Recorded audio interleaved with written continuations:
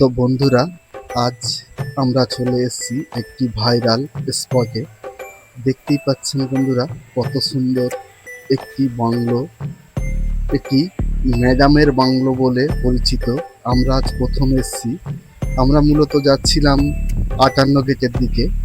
নদীর পাড় দিয়ে যেতে যেতে উলুবেড়িয়ায় দেখলাম এই রিসর্টটি। খুব সুন্দর রিসর্ট বন্ধুরা, দেখলে খুব ভালোই লাগছে।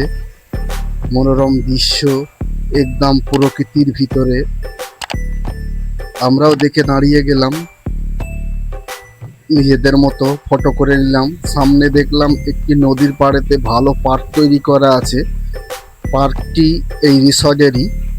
এখানে আম পাবলিকের ঢোকার অনুমতি নেই, টিকিটেরও ব্যবস্থা নেই। যারা রিসর্টে থাকবে তারাই ভিতরে গিয়ে পিকনিক করতে পারবে, রান্না বাড়া করে খেতে পারবে। রিসর্টের যারা এই মুহূর্তে আছে তারা সব ভিতরে রান্না বাড়া করে খাচ্ছে দেখলাম আমরা। তাই দূর থেকেই একটু ফটো ভিডিও করে নিলাম।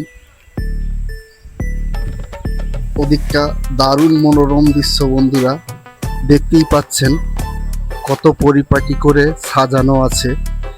এখানের মধ্যে এত সুন্দর একটি জায়গা আছে সেটা আমি আদৌ জানতাম না।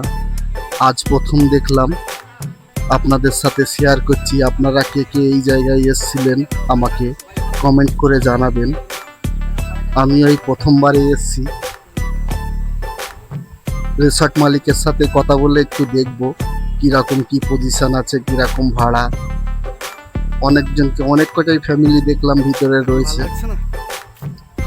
তারা পিকনিক করছে। বন্ধু সত্যিকার ভালো লাগছে, একদম মনোরম দৃশ্য। পুরনো একটি বাড়ির মতো রিসর্ট, অনেক পুরনো ফাউন্ডেশন বাড়িটির, কিন্তু মনোরম দৃশ্য ভালো লাগছে খুব। দেখবেন, যদি আসতে পারেন ভালোই লাগবে।